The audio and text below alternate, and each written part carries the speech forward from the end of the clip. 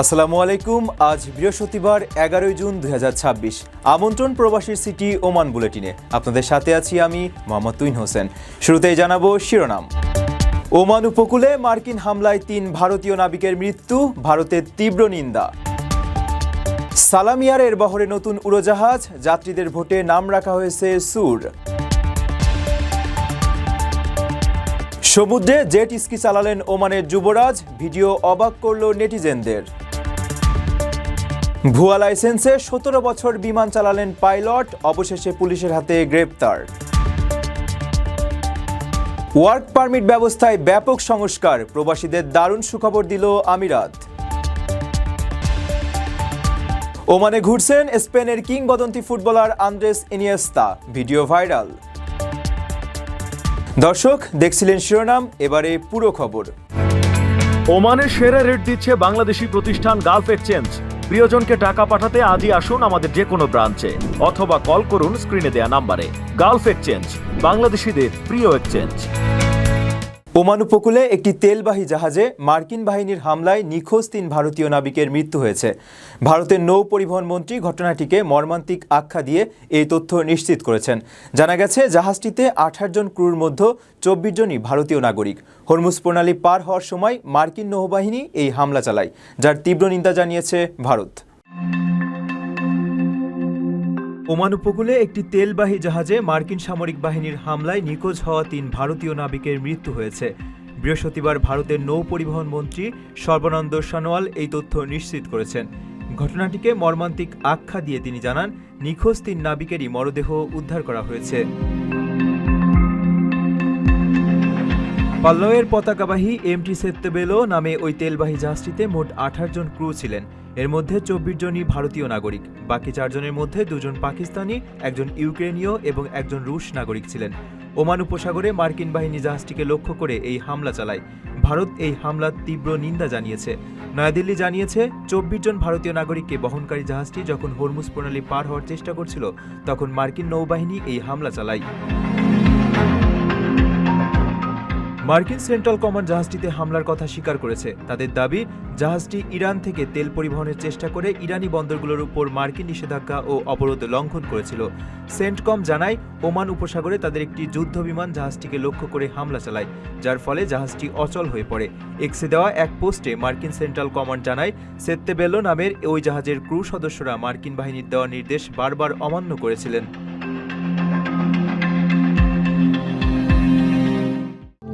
প্রবাসীদের জন্য নির্মাণ হচ্ছে দেশের প্রথম স্মার্ট সিটি, যেখানে থাকছে স্কুল, মসজিদ, হাসপাতাল, সুইমিং পুল, হেলিপ্যাড, পাঠাগার, জিম, সুপারমার্কেট, শিশু পার্ক সহ সকল নাগরিক সুবিধা।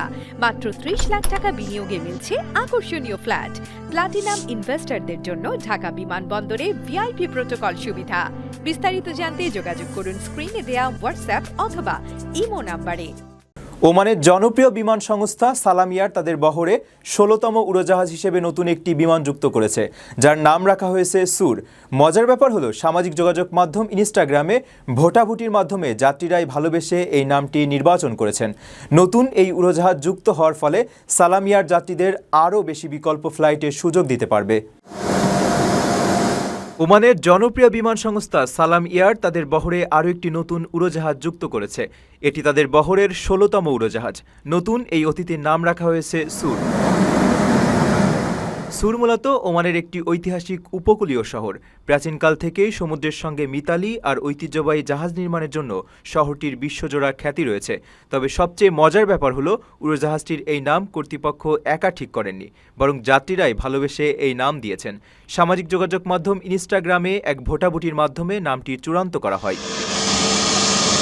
সালামিয়ার কর্তৃপক্ষ জানিয়েছে, নতুন এই উড়োজাহাজ যুক্ত হওয়ার ফলে ফ্লাইট পরিচালনায় তারা আরও বেশি সুবিধা পাবে। আকাশপথে ভ্রমণের ক্রমবর্ধমান চাহিদা মেটানোর পাশাপাশি যাত্রীদের এখন আরও বেশি বিকল্প ফ্লাইটের সুযোগ দেওয়া সম্ভব হবে। নিজেদের দেশের সংস্কৃতি ও প্রাকৃতিক সৌন্দর্যকে বিশ্ববাসীর কাছে তুলে ধরার জন্য সালামিয়ারের এই উদ্যোগটি বেশ প্রশংসনীয়। তারা নিজেদের উড়োজাহাজগুলোর নাম রাখছে দেশের বিখ্যাত সব জায়গার নামে। এতে করে বিশ্বের নানা প্রান্তের মানুষ ওমানের ইতিহাস ও ঐতিহ্যবাহী স্থানগুলো সম্পর্কে খুব সহজেই জানার সুযোগ পাচ্ছেন। আপনার স্বপ্নগুলো আকাশ ছুবে প্রবাসীর হেলিকপ্টারের মাধ্যমে। বিয়ে, জন্মদিন অথবা যে কোনো বিশেষ প্রয়োজনে হেলিকপ্টার ভাড়া করতে যোগাযোগ করুন স্ক্রিনে দেয়া নাম্বারে। প্রবাসীর হেলিকপ্টার, নিরাপদ ও সাশ্রয়ী বাহনের বিশ্বস্ত নাম। ওমানের বন্দর আল খাইরান এলাকার নীল সাগরে প্রবল বেগে জেট স্কি নিয়ে ছুটে চলার একটি রোমাঞ্চকর ভিডিও সামাজিক যোগাযোগ মাধ্যমে ছড়িয়ে পড়েছে। এই তরুণ অন্য কেউ নয়, স্বয়ং ওমানের যুবরাজ এবং অর্থনৈতিক বিষয়ক উপপ্রধানমন্ত্রী থিয়াজিন বিন হাইতাম। রাষ্ট্রীয় দায়িত্বের পাশাপাশি ব্যক্তিগত জীবনে যুবরাজের এমন কাণ্ড ওমানিদের মন কেড়ে নিয়েছে। মাস্কাটের কাছে নীল সাগরে প্রবল বেগে জেট স্কি নিয়ে ছুটছেন এক তরুণ। দূর থেকে সাধারণ কেউ মনে হলেও তিনি আসলে ওমানের যুবরাজ থিয়াজিন বিন হাইতাম। সম্প্রতি বন্দর আল খাইরান এলাকার সমুদ্রে তার জেট স্কি চালানোর একটি ভিডিও সামাজিক যোগাযোগ মাধ্যমে ছড়িয়ে পড়েছে। রাজপরিবারের গুরুত্বপূর্ণ এই সদস্যের এমন রোমাঞ্চকর কাণ্ডে মুগ্ধ নেটিজেনরা। ওমানের বর্তমান সুলতান হাইতাম বিন তারিকের বড় ছেলে থিয়াজিন। তিনি দেশটির ইতিহাসের প্রথম যুবরাজ এবং দেশটির অর্থনৈতিক বিষয়ক উপপ্রধানমন্ত্রী হিসেবে দায়িত্ব পালন করছেন। রাষ্ট্রীয় দায়িত্বের পাশাপাশি ব্যক্তিগত জীবনেও তিনি খেলাধুলা বেশ ভালোবাসেন। ওমানের রাজপরিবারের সদস্যদের মধ্যে বরাবরই বিভিন্ন ধরনের বিনোদনমূলক কর্মকাণ্ড ও খেলাধুলার প্রতি বিশেষ অনুরাগ লক্ষ্য করা যায়। ঐতিহ্যবাহী ঘোড়দৌড়, উঠদৌড় বা ফ্যালকনারির পাশাপাশি আধুনিক জলক্রীড়াতেও তাদের ব্যাপক আগ্রহ রয়েছে। দীর্ঘ ও বৈচিত্র্যময় উপকূল রেখার কারণে ওমানে পালতোলা নৌকাবাইস ও স্কুবা ডাইভিংয়ের মতো সামুদ্রিক খেলাধুলা অত্যন্ত জনপ্রিয় এবং রাজপরিবারের সদস্যরা প্রায়ই এসব আয়োজনে পৃষ্ঠপোষকতা করে থাকেন। সাধারণ মানুষের মতো প্রকৃতির কাছাকাছি এসে অবসর সময় কাটানোর এই সংস্কৃতি সুলতান পরিবারের একটি অন্যতম বৈশিষ্ট্য। প্রয়োজনীয় লাইসেন্স ছাড়াই দীর্ঘ 17 বছর ধরে বিমান পরিচালনার অভিযোগে এয়ার কানাডার এক সাবেক পাইলটকে গ্রেপ্তার করেছে পুলিশ। তদন্তে জানা গেছে, জেফ্রি ওয়াল নামের ওই পাইলট 2009 থেকে 2025 সাল পর্যন্ত ক্যাপ্টেন পদে প্রায় 900 দেশীয় ও আন্তর্জাতিক ফ্লাইট পরিচালনা করেছেন। এই সময়ে তিনি বোয়িংয়ের বিভিন্ন মডেলের উড়োজাহাজ উড়িয়েছেন এবং প্রায় $30 লাখ বেতন তুলেছেন। জাল নথি ও ভুয়া সিল ব্যবহারের অভিযোগে তার বিরুদ্ধে 7টি ফৌজদারি মামলা দায়ের করা হয়েছে। দীর্ঘ 17 বছর ধরে প্রয়োজনীয় লাইসেন্স ছাড়াই বিমান পরিচালনার অভিযোগ উঠেছে এয়ার কানাডার এক সাবেক পাইলটের বিরুদ্ধে। এই ঘটনায় ফৌজদারি মামলা দায়েরের পর গত সপ্তাহে তাকে গ্রেপ্তার করেছে কানাডীয় পুলিশ। তদন্ত কর্মকর্তাদের দাবি, অভিযুক্ত জেফ্রি ওয়াল 2009 থেকে 2025 সাল পর্যন্ত প্রয়োজনীয় যোগ্যতা ও বাধ্যতামূলক লাইসেন্স ছাড়াই 900টিরও বেশি দেশীয় ও আন্তর্জাতিক ফ্লাইট পরিচালনা করেছেন। সংবাদ সম্মেলনে পুলিশের এক কর্মকর্তা জানান, পুরো ঘটনাটি যেন কোনো চলচ্চিত্রের কাহিনী। তার ভাষায়, Jeffrey wall pilot in command পদে দায়িত্ব পালন করেছেন এবং প্রায় 17 বছর ধরে বোয়িং 767, 777 ও 787 উড়িয়েছেন। এ সময় তিনি প্রায় $30 লাখ কানাডিয়ান বেতনও গ্রহণ করেছেন। প্রতিবেদন মতে, জেফ্রি ওয়াল প্রায় 27 বছর এয়ার কানাডায় কর্মরত ছিলেন এবং তার একটি কমার্শিয়াল পাইলট লাইসেন্সও ছিল। তবে পুলিশ বলছে, 2009 সালে ক্যাপ্টেন পদে উন্নীত হওয়ার পর তার যে এয়ারলাইন ট্রান্সপোর্ট পাইলট লাইসেন্স থাকার কথা ছিল সেটি তিনি কখনোই অর্জন করেননি। এরই মধ্যে ট্রান্সপোর্ট কানাডা জেফ্রি ওয়ালের বিরুদ্ধে প্রশাসনিক ব্যবস্থা গ্রহণ করেছে এবং তাকে জরিমানাও করেছে। পাশাপাশি তার বিরুদ্ধে $5000 বেশি অর্থমূল্যের জালিয়াতি, জাল নথি ব্যবহার এবং ভুয়া সিল ব্যবহারের অভিযোগে মোট 7টি ফৌজদারি মামলা দায়ের করা হয়েছে। আগামী 29 জুন তাকে আদালতে হাজির করা হবে।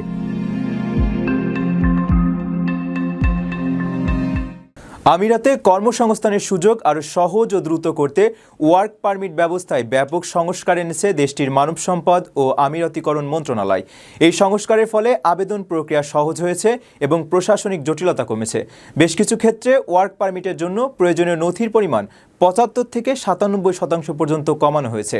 সংস্কার কার্যক্রমকে আরও কার্যকর করতে আগামী 30 জুলাই পর্যন্ত অনলাইনে জনপরামর্শ কার্যক্রম চালু রাখা হয়েছে, যেখানে নাগরিক ও নিয়োগকর্তারা নিজেদের মতামত জানাতে পারবেন। সংযুক্ত আরব আমিরাতে কর্মসংস্থানের সুযোগ আরও সহজ, দ্রুত ও আধুনিক করতে ওয়ার্ক পারমিট ব্যবস্থায় ব্যাপক সংস্কার এনেছে দেশটির মানব সম্পদ ও আমিরাতিকরণ মন্ত্রণালয়। নতুন এই উদ্যোগের ফলে আবেদন প্রক্রিয়া সহজ হয়েছে, কমেছে প্রশাসনিক জটিলতা। মন্ত্রণালয়ের মতে, এতে নিয়োগকর্তা ও কর্মী উভয়েই কম সময় ও খরচে প্রয়োজনীয় সেবা গ্রহণ করতে পারবেন।